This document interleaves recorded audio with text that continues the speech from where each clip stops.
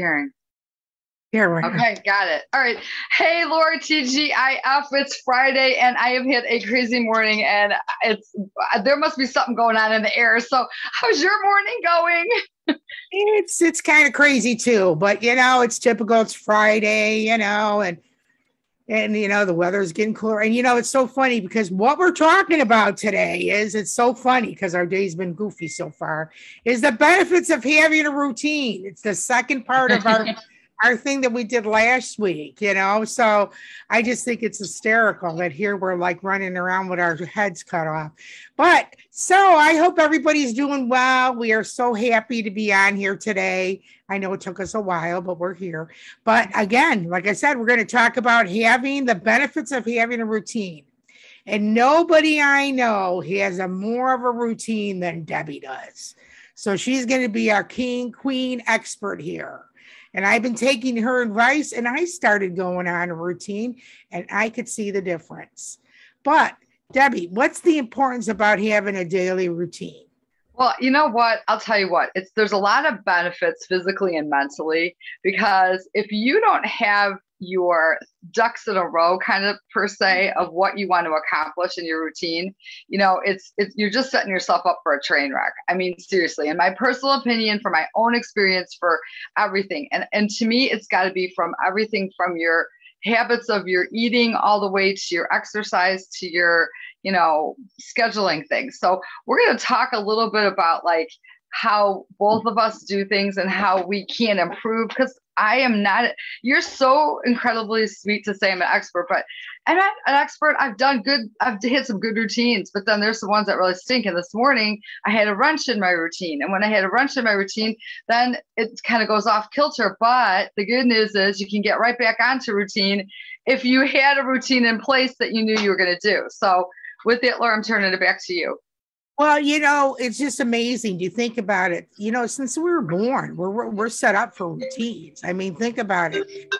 We get up and when we're babies, we get up, we eat, change diaper, and we go back to sleep. So actually, we're taught routine since we're little kids.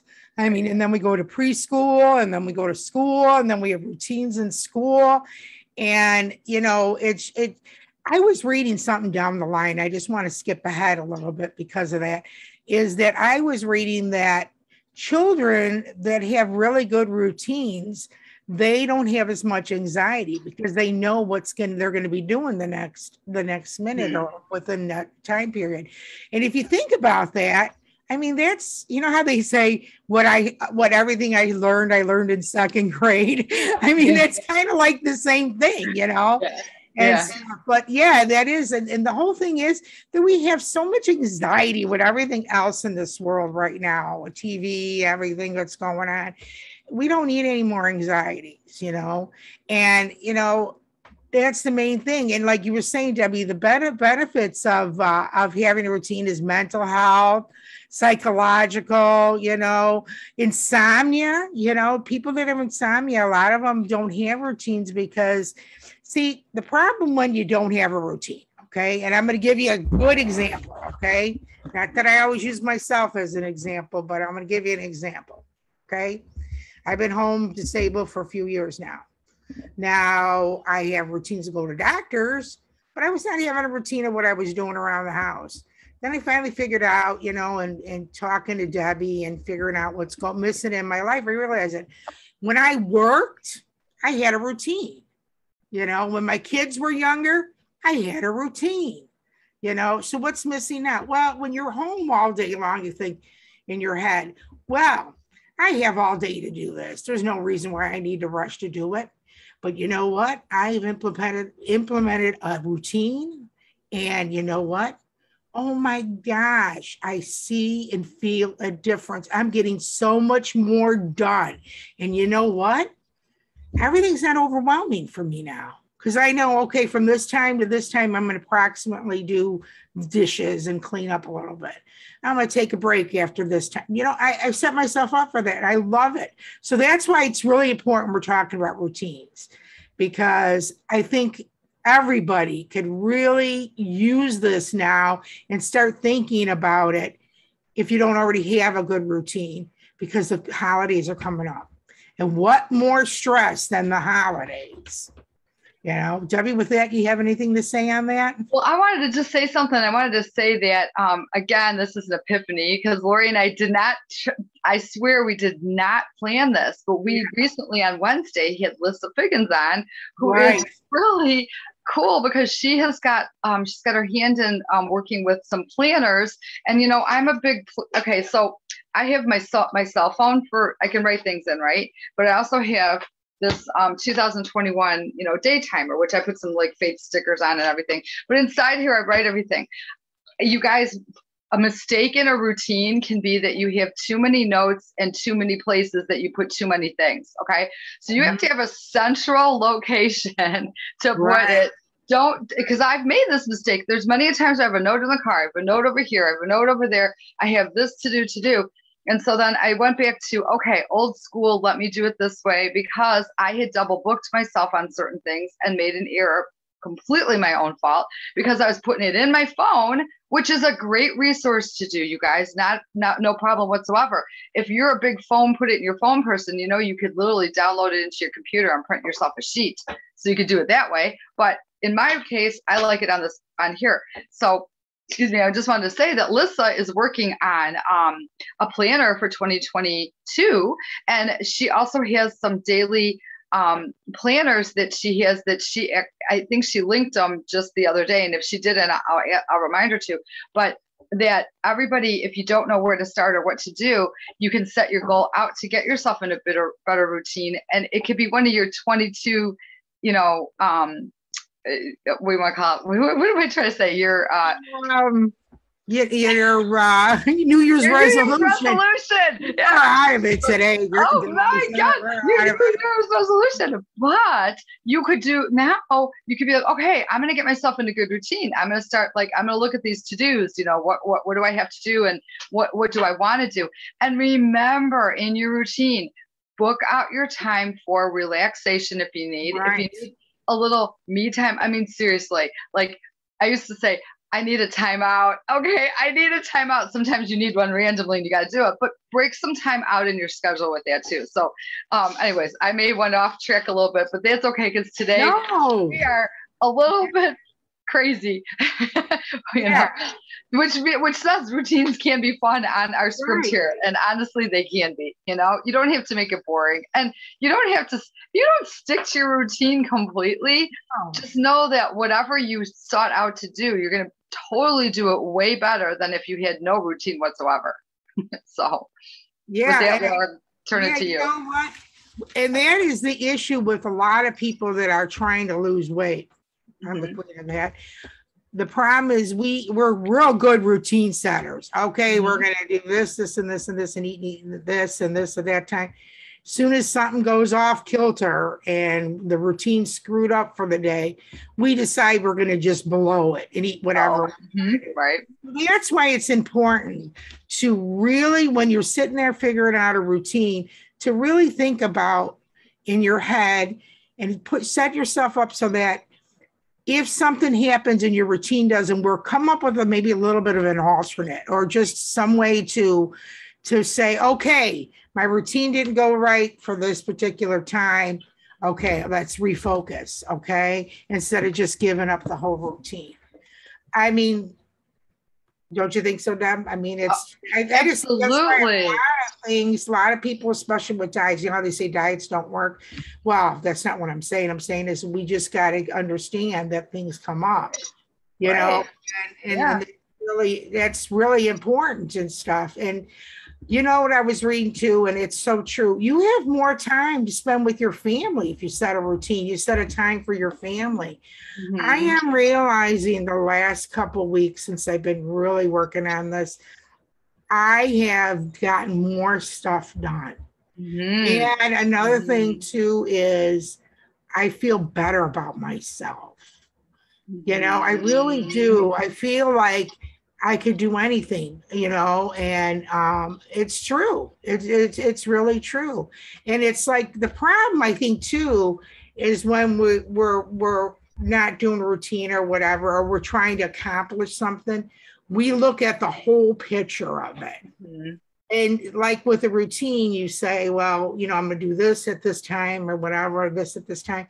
So you're like, you're doing bits and pieces. You're not overwhelming yourself. Like, for example, I'm going to lose all this weight, or I'm going to get this whole room spotless, and you're kind of like setting yourself up, say, well, I'm going to do the closet, today, or you're going to, okay, routine. So on these days, I'm jumping all over the place. I'm sorry. Okay. No, it's good. It's good. Like, for example, say, okay, on Wednesdays, I'm going to do wash. Instead of at the beginning of the week, go, I don't know what I'm going to do wash. I'll put it in my schedule somewhere. But you know what? You got to kind of make those days for things like that. You have anything on that, Deb? I know I do. I want to say that you hit the nail on the head. So when you get a routine and you get the things done on your to-do list, even if you don't get them all done or whatever, you have like certain things in a path, you feel so accomplished that you're in a better mood. Okay. So when you're stressed, usually your mood can, and I'm not saying you generally, I'm saying anybody. Okay. So then you're crabby and then you feel overwhelmed and then you start thinking, poor me. And then you're like, oh my God, I never have any time to do this. And then you get pissed off at something happens. So like maybe your reaction isn't as well. So then maybe you pick a fight in your family. Seriously, there's reaction. Totally. So many things, all these subjects that we talk about are so interactive with everything that we just totally, it hits the nail on the head that when we're always not thinking of some of the basics. Okay. And I'll tell you what, guys, I said this yesterday to somebody. I said, the basics of financials and the basics of routines and organizing should be a high school class that kids take, because that doesn't always come from the home. I mean, we can look at our children, and if you have more than one child, if you're blessed with, and you look at that and you look at their different personalities, I can tell you right now, Tony has, he is actually Lori's Tony. Oh God, I'm so sorry. My phone keeps ringing and I cannot. Oh my goodness. I'm so sorry. This is part of why my morning was like this. So anyway, so Tony, your son, is so organized. He's a school teacher. Okay. Not that your older children are not organized, but he has a routine because he has to, because his job is like that. My youngest is a school teacher. I look at her routine. I look at all the things she has to do, and it trickles over into her personal life, not just because she's a teacher. I just see some of the stuff she does, and it's really cool. So, and not that my other kids are not, I'm just saying you can look at people and you can see, and you can learn from them. You can learn from each other. You can learn from, different things. So anyways, with that, Laura, what else have you got on your thoughts? I'm just sitting there thinking about, when we're sometimes so busy with our work or stuff, and we don't take care of ourselves, because we're too busy. We're on our schedule. We're too busy doing things for other people. This is where you need to think about, okay, I'm going to do this for myself at like this time of night or whatever, in the morning, afternoon. I think, because that's what I've been doing, and I see a big difference because I never did that before. But you sit there and you think, well, you know what? I'm going to have this time, and I am so much more refreshed. And like you were saying, the chain of just being happier, and want to spend time with your kids, and and again, this is something we should all think about. But again, with the holidays coming, oh yeah, let's make it a non-stressful holiday this year.